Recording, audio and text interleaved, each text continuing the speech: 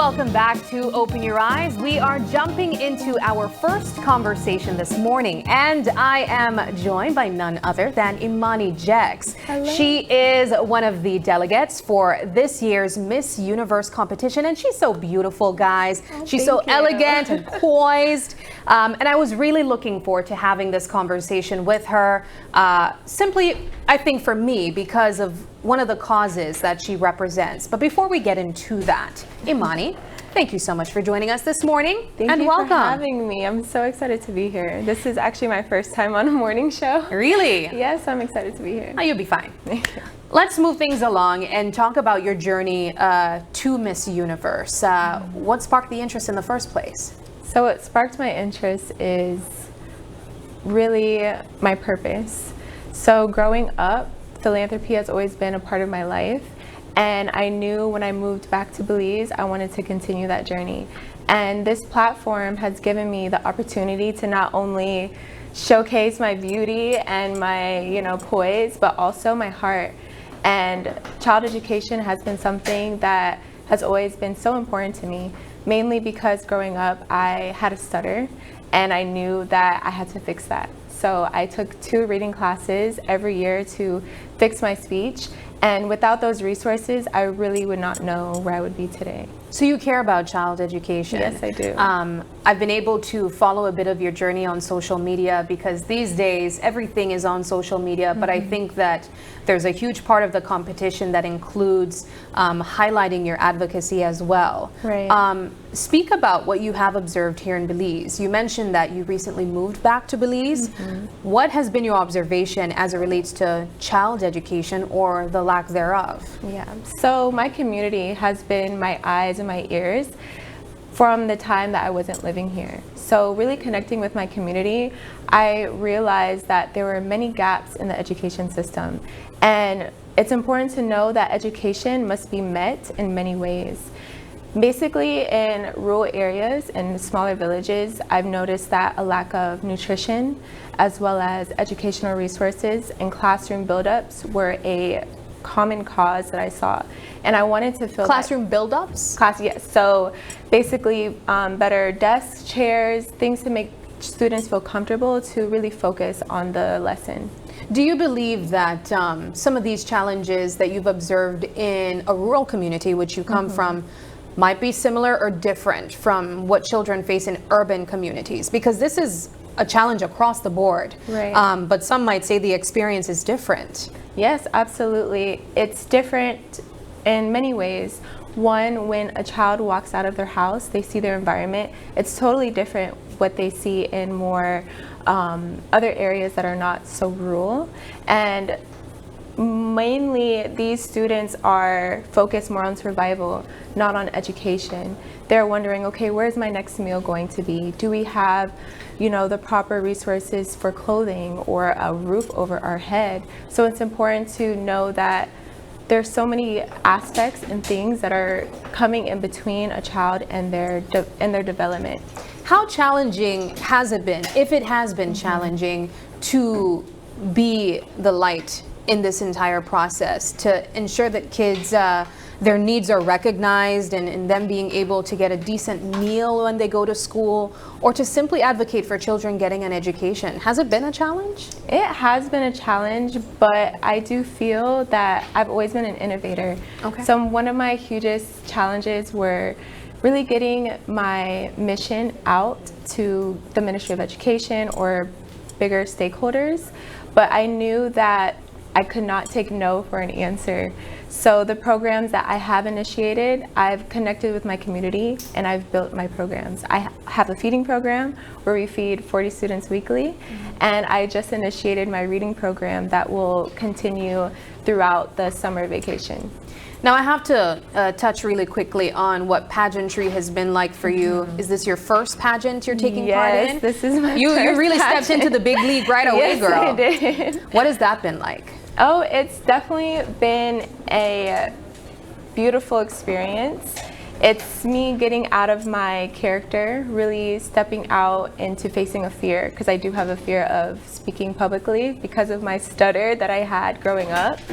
But throughout this whole experience, I've learned to become stronger as well as a vessel for my community. And I know it's for a bigger purpose. Yeah. Being on stage, having this platform, this, this stage that I'm going to be walking on, I know that I'm not only walking for myself, but for the children that I serve. That's beautiful. Yeah. I want to talk about some of the activities that have been taking place. Yes. I saw most recently you guys had kind of like a rodeo experience, being cowgirls. Talk about the different experiences that the Miss Universe organization has provided to you guys, and how it has prepared you for the final day that is coming up, or even pageant week, because I understand that's next week. Next week, right. All right. Yeah, so I feel that the board really gave us an amazing experience with the intensive weekend, as well as just different activities throughout our journey.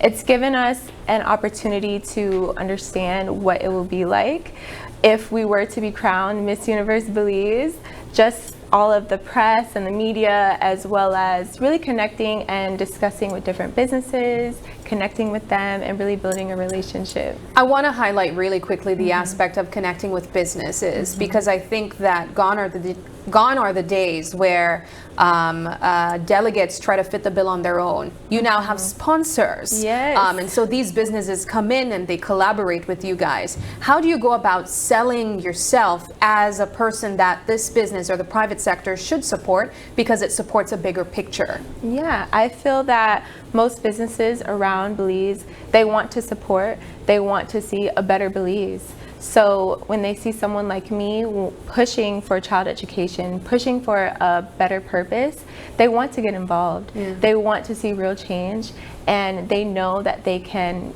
entrust in me to fill that purpose. Now, how prepared are you? Do you feel you're prepared for next week? I feel super prepared. What has been the most challenging part of it? The most challenging, I would say, surprisingly, getting my walk. Really? I feel that. That would probably be getting it for me my too. Walk. What's so important about your walk is it shows your personality. Okay. And everyone has a different personality. So I can't say, oh, I want to have, the same walk as maybe Destiny Arnold or, any other previous title holder. My walk is specific to me, and I have to showcase my personality throughout my walk. What do you think your walk says about you? I think my walk says that I am confident, poised, as well as just fun and goofy and giggly. I know other aspects of the show that people also look forward to are the question and answers, the swimsuit, the evening gown. I think one of my personal favorites has to do with the question and answer. I think because it requires a lot of preparation. Gone are the days where we look at beauty queens as just beauty placeholders. I think we need these representatives to be aware of what's taking place, not only in their country, but across the world. How do you prepare for something like that when the question can really be anything? It could be local, it could be international. Yeah, I feel what you mentioned earlier is so important, where you said that pageants are more than just beauty. And I really deeply feel that, because it shows your heart, as well as knowing that you are more than just a pretty face. And sometimes being seen as just a pretty face can be damaging to the soul. So when you're prepping for a question and answer, it's important to do your research. A lot of it comes from knowledge. You have to be knowledgeable about what's going on in the world, as well as your country. And reading a lot of papers and documents about real issues that are happening in our world. And that's how I prep. I do my knowledge, I read, I research. That way I'm able to answer anything that is thrown at me. Do you think you'd be the next Miss Universe Belize come, when is the date? The end of the month? June 28th. June 28th. Do you think that you will be the next Miss Universe Belize? I know that I will be the next Miss Universe Belize. All right. Loving the confidence here, girls. Now I know that you have a game for me. Yes, I have a game for you. All right, let's dive in. So I heard that I will be tested on some primary school level questions. Yes, so you she will. just embarrassed me right away. So if I don't know any of these, or if I don't know one of them, that means I don't know what it means. I graduated primary school like 2 decades ago. I think you'll do really, really good. All right, let's go. All right. So I'm also told that I win this basket. You will win the basket of school items. Okay. And you will be able to gift these to a family member or someone in your community that will definitely benefit from All right. this. Well, that's a promise already. I will be gifting this basket if I win. Yes, and this comes from Food for Thought. It's my nonprofit organization, and we do a lot of philanthropy work as well as giving back. So if I want to give back, I have to ensure that other people want to give back too. All right, fabulous. Let's go. All right, so we're gonna start off pretty easy. Pretty easy. I know you know this one. Okay. In what year did Belize gain independence? Remember, we have to know our knowledge about our country as well as globally. Belize gained its independence in 1981. Good job. See? Thanks. You got the first one down pat. Okay, don't ask me anymore after this. All right. Second question. Yeah. If you have 3 dozens of eggs, how many eggs do you have? Oh my gosh, that is so difficult. Really? So, I'm kidding. So 3 times 12 equals 36. Good job. And I should know because I eat a lot of eggs, guys. See, that's amazing. Yeah, So, I do. yeah. I meal prep, so I nice. eat up to like, I buy sometimes 8 dozen eggs. Oh, wow. And you look amazing, by the way. Thanks. You're Okay, welcome. Next question. How many syllables are in the word education? Education. 4? Yeah, and you know, there's a game that I like to do with my kids when we go over syllables. It's called the clapping game. Oh. So education. Yeah, and then we count them together. Okay. So yeah, that's a fun way to get That's your also how I syllables right. practice to spell because. Really? You know, there's some words where, as a kid, when you were trying to spell, you just had to either memorize it. Right. You Sight couldn't actually. words. Yeah. Yeah. Next question. What is Belize's national flower?